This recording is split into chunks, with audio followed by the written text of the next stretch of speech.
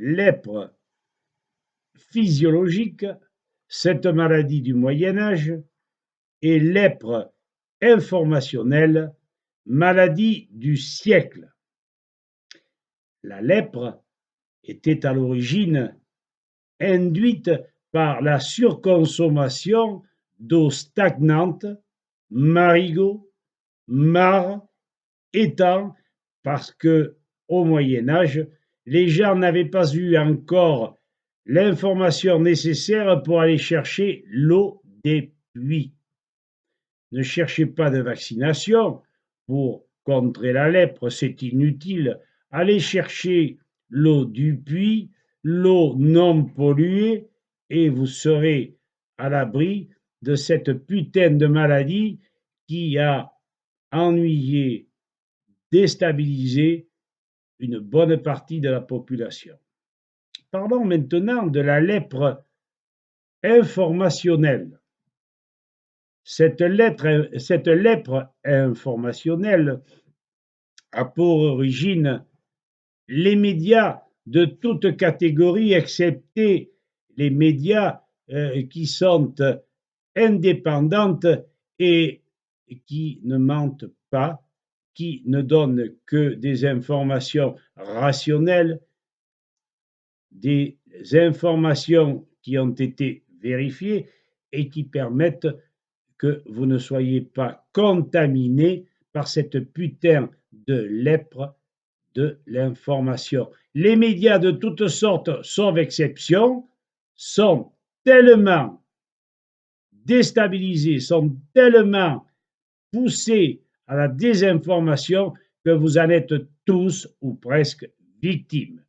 Ce qu'il y a de grave, c'est que lorsque vous écoutez le Doflib ou tout autre quotidien national ou régional, ils sont obligés, comme des putassières, de répéter, bon an, mal an, mais la plupart du temps d'une manière intégrale, ce que les cartels, ce que les laboratoires leur indiquent, leur imposent. Et par voie de conséquence, vous êtes bien obligé, même si vous avez l'esprit critique, d'aller sur leur façon de communiquer, sur leurs arguments et de déblatérer, de vouloir contrer ces gens-là avec leurs arguments. Et vous n'y arriverez jamais.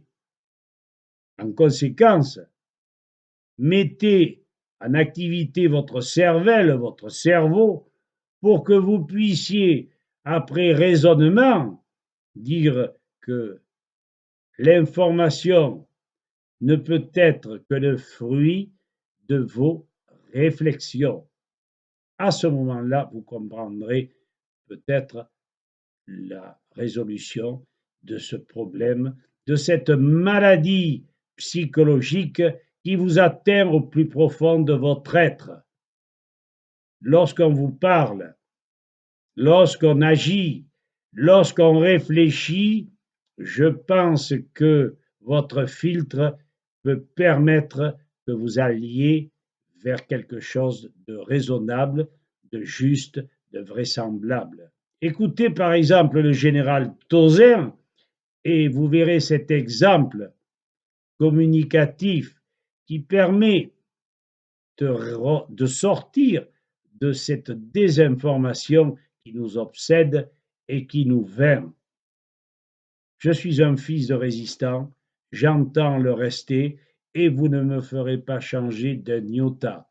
À bon entendeur les copains, merci de m'avoir écouté et à très bientôt. N'oubliez pas que toute information doit être vérifiée, contrôlée et que vous devez faire appel indubitablement à votre cervelle.